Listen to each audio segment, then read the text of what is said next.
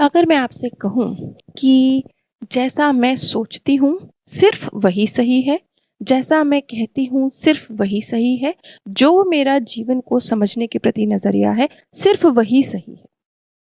और आपके जीवन के अनुभव, आपकी सोच, आपका नज़रिया, आपके विचार, आपके एक्सपेरिमेंट, आपके पता नहीं आपने कितने जीवन जिए हैं, उन सब के आपके अनुभव, वो सब व्यर्थ है।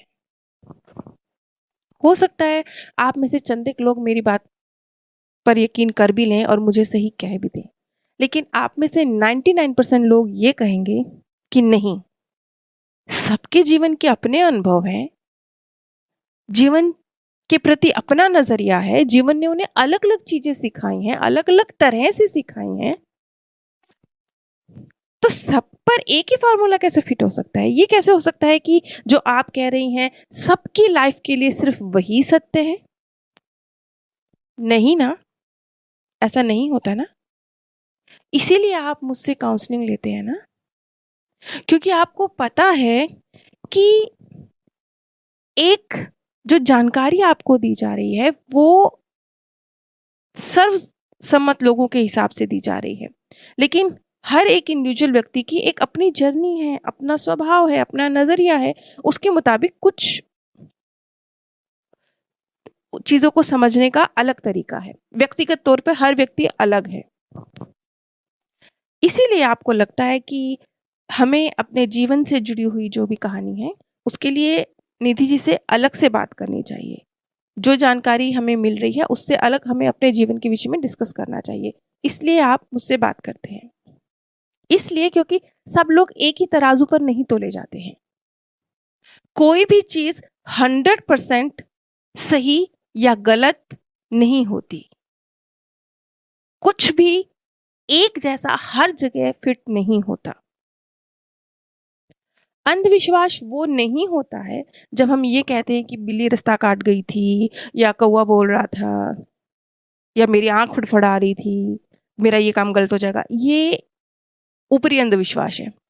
एक आंतरिक अंधविश्वास भी होता है जब हम कहते हैं नहीं, हमारे दिमाग के, हमारे मन के सारे दरवाजे बंद हैं। किसी भी नए विचार को, किसी भी नए नजरिए को, किसी भी नई सोच को, किसी भी नए अनुभव को, किसी भी नए प्रयोग को हम अपने अंदर नहीं आने देंगे। क्योंकि हम अपना जो हमने जितना भी 20, 50, 100 साल का जीवन जिया है उसमें हम ऐसे थे।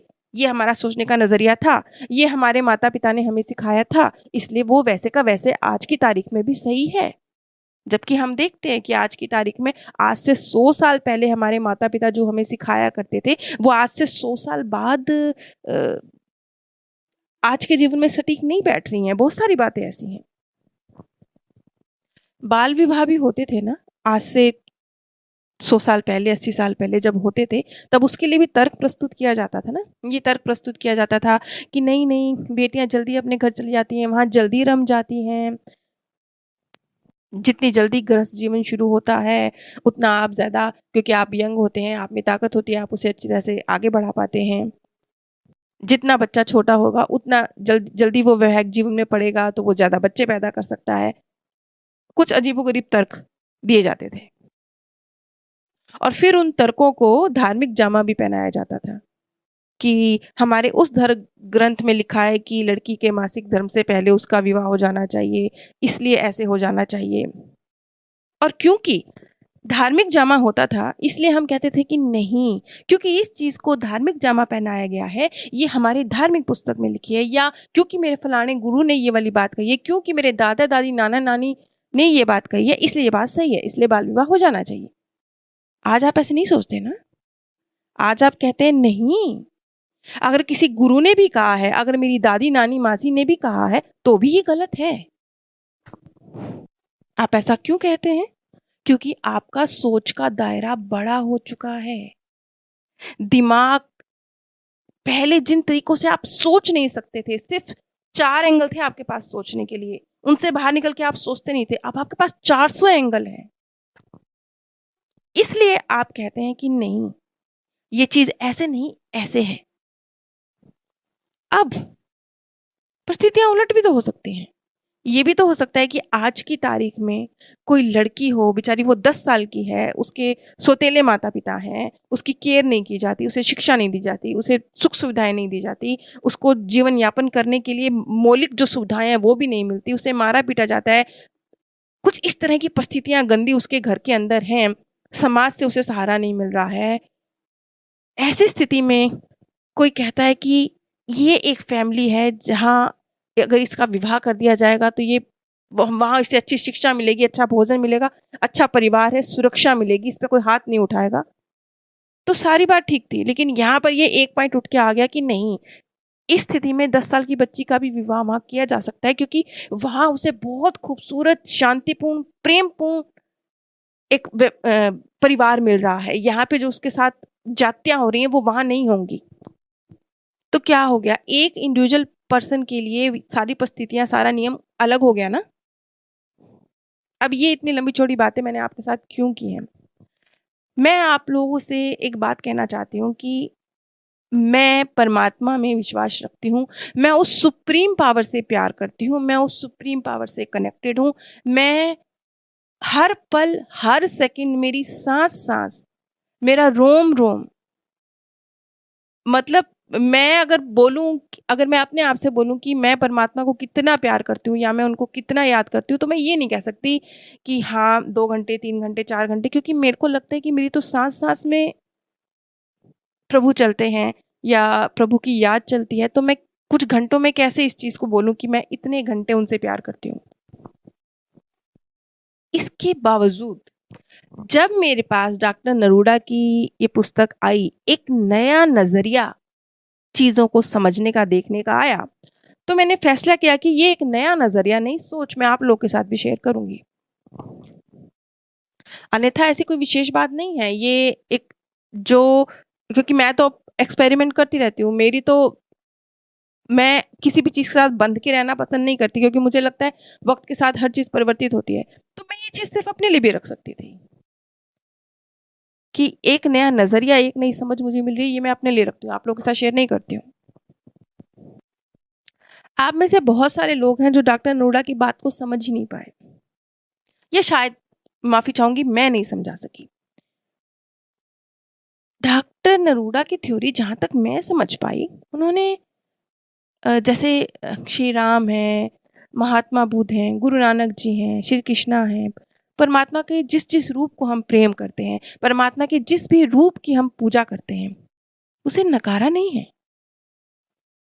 उन्होंने ये कहा कि ये दिव्य आत्माएँ इस धरती पर आईं, इन्होंने हमें ज्ञान दिया, जानकारी दी, लेकिन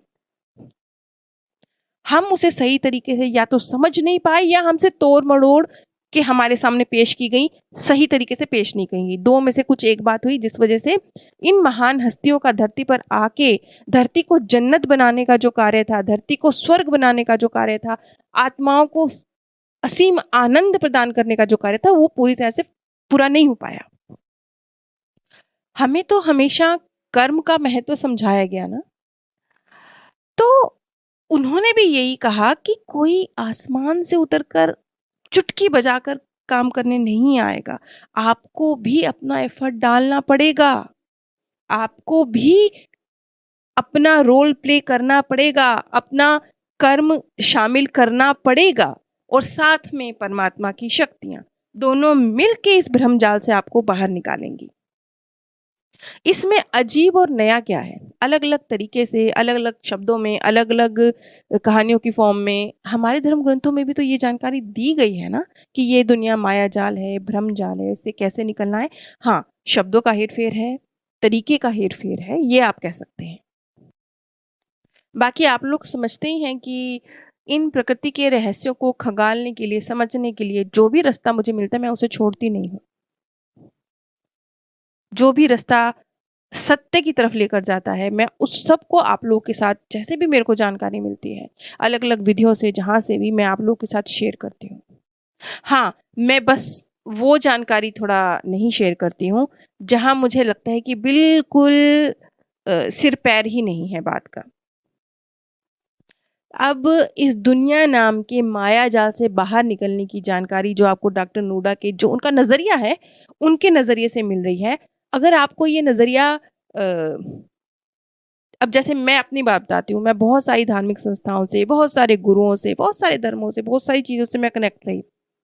और जैसे-जैसे मैं बहुत गहरा उस चीज़ में जाती गई, वैसे-वैसे मुझे ये समझ में आया कि बहुत सारी संस्थाएँ, बहुत सारे गुरु, बहुत कुछ अच्छा है, लेकिन बहुत सारी चीज़ें गड़बड़ भी हैं।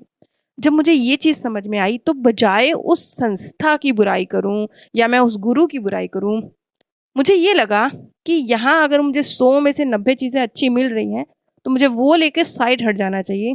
जो 10 चीज़ें गलत हैं, उन्हें छोड़ दो, तुम्हारे मतलब की नहीं है। जो 90 चीज़ें अच्छी हैं, वो लो और आगे बढ़ो। इसी तरह से डॉक्टर नरूडा की जो थ्योरी है, अगर आपके जीवन के अनुभवों के आधार पर, समझ के नज़रिए के आधार पर आपको ये थ्योरी, ये चीज़ें समझ आ रही हैं, सही लग रही हैं या जितने प्रतिशत सही लग रही हैं, 20, 25, 30, 50 जितने प्रतिशत सही लग रही हैं, वो अच्छी-अच्छी चीज़ें जो आपके लिए लाभप्रद हैं, उन्हें लीजिए। जो आपको नहीं समझ आ रही हैं, वक़्त आने पे समझ आएँगी या हो सकता है वो क्यों डॉक्टर नरूडा भी मैं कहती हूँ वो भी तो इंसान थे ना? वो भी देवता नहीं थे ना? तो चलिए वो भी गलत हो सकते हैं। तो आपके लिए जो बेनिफिशियल है उसे लीजिए या फिर जो आपको लगता है कि सही नहीं है उसे छोड़ दीजिए। लेकिन अपनी समझ के दायरे को छोटा मत कीजिए।